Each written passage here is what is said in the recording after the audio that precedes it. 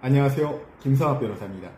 저는 대한변호사협회 공식인증 제주형사전문변호사이자 제주지방법원 재판부별 국선변호사, 제주지방법원 논스톱 국선변호사를 역임하면서 수많은 형사사건의 변론을 성공적으로 수행해왔으며 현재 다수의 형사사건을 수임하여 변론하고 있습니다. 형사사건 스페셜리스트로서 오늘은 성범죄 혐의 선처를 위한 양형자료에 대해서 설명드리겠습니다. 양형기준은 법원조직법 제81조의 6에 따라 대법원 양형위원회가 설정한 것으로 법관이 합리적인 양형을 도출하는 데 참고할 수 있는 구체적이고 객관적인 기준입니다. 양형기준은 범죄의 죄질, 범정 및 피고인의 책임 정도를 반영하여 범죄의 일반 예방과 피고인의 재범 방지 및 사회 복귀를 고려하고 같은 종류 또는 유사한 범죄에 대해 고려해야 할 양형 요소의 차이가 없으면 양형에서 서로 다르게 취급하지 않도록 하는 원칙을 준수하는 것입니다. 성범죄에 대한 양형 기준은 일반적 기준과 특별 기준으로 나뉘어 있습니다. 일반적 기준은 강간죄, 강제추행죄, 중간간추행죄 등에 적용되며 특별 기준은 장애인 대상 성범죄, 13세 미만 대상 성범죄, 군형법상 성범죄, 상해의 결과가 발생한 경우, 사망의 결과가 발생한 경우, 디지털 성범죄 등에 적용됩니다. 성범죄 양형 기준은 범죄 유형별로 기본 영역, 감경 영역, 가중 영역으로 구분하여 권고 형량 범위를 제시하고 있으며 특별 양형인자와 일반 양형인자를 구분하여 제시하고 있습니다. 성범죄 사건에서 피고인에게 유리한 양형자료로는 우선 피해자와의 합의 및 처벌 불원 의사가 있습니다. 성범죄 사건에서 피해자와의 합의는 가장 중요한 양형자료 중 하나입니다. 합의는 피해자가 피고인을 용서했다는 의미를 가지며 이는 법원의 선처를 고려할 때 매우 중요한 요소입니다. 합의는 피해자에게 용서를 받았다는 의미입니다.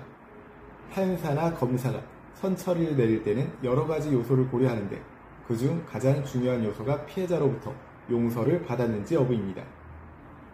합의하고 합의서를 작성할 때 피해자가 용서했고 더 이상 처벌을 원하지 않는다는 처벌불원 의사를 기재하는 중요한 이유이기도 합니다. 실제 판례에서도 처벌불원 의사는 특별감경인자로 적용되어 권고 형량 범위를 감경 영역으로 이동시키는 중요한 역할을 합니다. 다만 합의를 시도할 때는 2차 가해가 되지 않도록 주의해야 합니다. 피해자의 주소나 사무실 등을 안다고 하여 무작정 찾아가면 안 됩니다. 오히려 그런 경우 피해자를 위협하는 행동으로 보여 2차 가해가 문제될 수 있고 스토킹 범죄 혐의가 추가될 수도 있습니다. 다음으로 범행 경위와 동기에 대한 양형자료를 제출할 필요가 있습니다. 범행의 경위와 동기는 피고인의 책임 정도를 판단하는 중요한 요소입니다. 특히 우발적인 범행인지 계획적인 범행인지에 따라 양형에 큰 차이가 있을 수 있습니다. 다음으로 범행 후 정황과 관련된 양형자료를 제출할 필요도 있습니다. 범행 후 피고인의 태도는 반성과 개선의 가능성을 보여주는 중요한 지표입니다. 자수, 자백, 진지한 반성, 피해 회복을 위한 노력 등은 모두 유리한 양형자료가 될 수 있습니다. 또한 피고인의 전과, 특히 동종전과 여부도 양형에 큰 영향을 미칩니다. 초범인 경우 이를 적극적으로 양형자료로 제출해야 합니다. 또한 피고인의 나이, 성행, 환경, 가족관계, 직업, 건강상태 등 개인적 사정도 양형에 영향을 미칠 수 있습니다. 특히 피고인이 가족을 부양하고 있거나 건강상 문제가 있는 경우 이를 양형자료로 제출할 수 있습니다.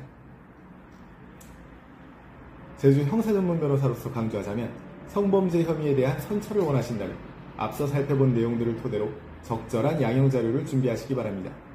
현재 성범죄 혐의로 수사와 재판을 앞두고 계시다면 언제든지 제주 형사전문변호사 김성학 법률사무소를 찾아주시면 신속, 정확한 해법을 제시해드리겠습니다. 조금이나마 도움이 되셨으면 합니다.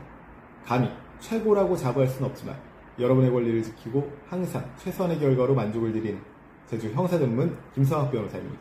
감사합니다.